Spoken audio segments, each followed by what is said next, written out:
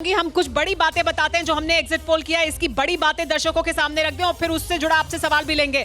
बिहार चुनाव में जो बड़ी बातें इस एग्जिट पोल की निकलकर सामने आ रही है वो ये कि बिहार चुनाव में जनता दल यूनाइटेड पूरी तरह से फेल साबित हुई है। जनता दल यूनाइटेड यानी जेडीयू, नीतीश कुमार की पार्टी फेल साबित हुई है।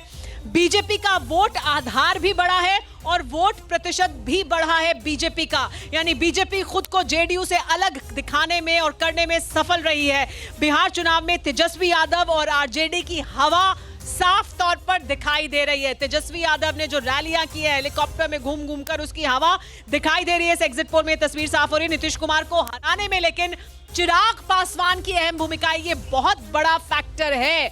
चिराग पासवान की अहम भूमिका रही है बिहार विधानसभा की 70 सीटों पर, लेकिन कांटे की टक्कर है।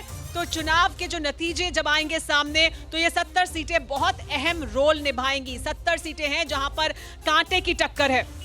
बिहार में जेडीयू का नाराज वोटर कहां गया है, आपके मन में सवाल होगा तो आपको बता दें वो एलजेपी के पास गया है, चिराग पासवान के पास गया है, जो जेडीयू का नाराज वोटर है। बिहार चुनाव में सबसे बड़ा मुद्दा बनकर उभरा बेरोजगारी। जो नौकरी देने का वादा किया गया तेजस्वी यादव की तरफ से, वो बड़ा मुद्दा बनकर उभरा और उसके बाद फिर एनडीए की तरफ से भी वादा किया गया। बिहार के युवाओं की पहली पसंद बनकर उभरे तेजस्वी यादव, बड़ी संख्या में लोगों ने उन्हें पसंद किया, वो पहली पसंद है।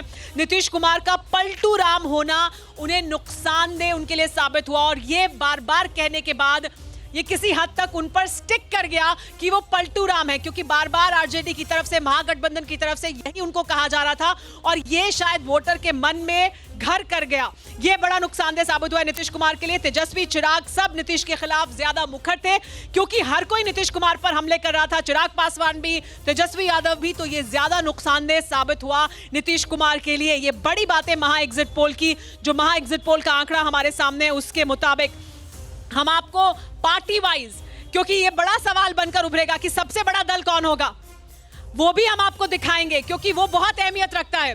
हम आपको दिखाएंगे कि बीजेपी को कितनी सीटें मिल रही हैं, आरजेडी को कितनी सीटें मिल रही हैं, कांग्रेस को कितनी सीटें मिल रही हैं, क्योंकि बीजेपी को कितनी सीटें मिल रही हैं वो बहुत कुछ उस पर डिपेंड करेगा, उस पर बहुत कुछ निर्भर करेगा 10 तारीख के बाद क्या कुछ होता है।